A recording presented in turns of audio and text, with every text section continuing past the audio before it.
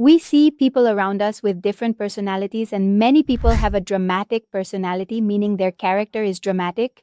So, what kind of people have a dramatic personality? That's what we'll talk about today. As I just mentioned, we have many different kinds of people, and their personalities are also very different.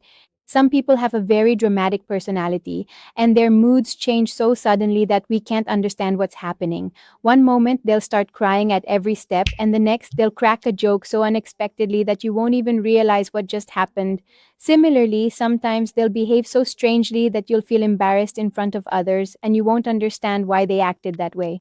We often see people like this around us, a certain type of person who, in particular, displays bizarre and dramatic behavior.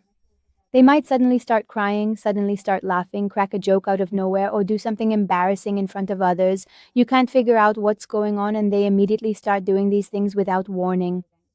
So, people like this who have such a dramatic personality basically have developed their character in this way. In any case, they crave people's attention and focus. They do these things to grab and gain the attention of others.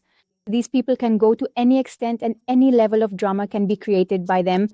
Any kind of nonsense can be created in any situation. And because these people themselves are so emotionally charged and emotional, they also crave emotional attention from others. And as long as they don't get that attention, the drama continues. When they do get attention, they become completely calm and turn into a different person altogether. You might think, wait, wasn't this the same person just a little while ago who was talking to you so dramatically, or yelling like that, or breaking things, or joking around, or crying? You can't even tell because they change their personality so quickly, but their main purpose is just to get your attention. And whenever they don't get your attention, or when they are not given attention publicly, that is something very painful for them.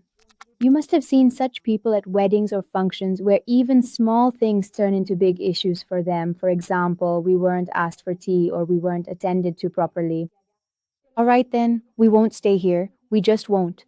We have to leave from here. We just have to go. Or, no one gave enough importance to what I said. My words weren't listened to, and I wasn't attended to the way I should have been. These kinds of things, small issues where they feel a bit neglected, where they feel their words aren't being valued, are exactly where you start to see their tantrums and their drama begin.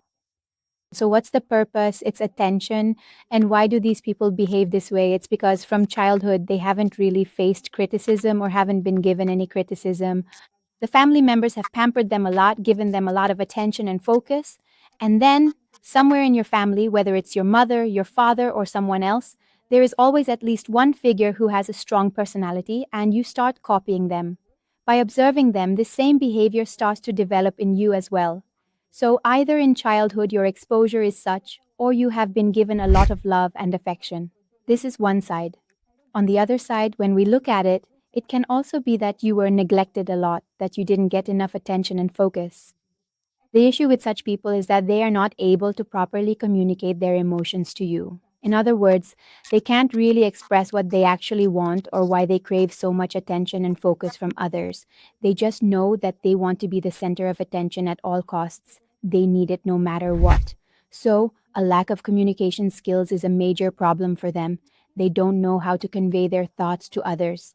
Their relationships often appear very shallow, meaning when they want something for themselves, they can go to any extent, create any kind of drama.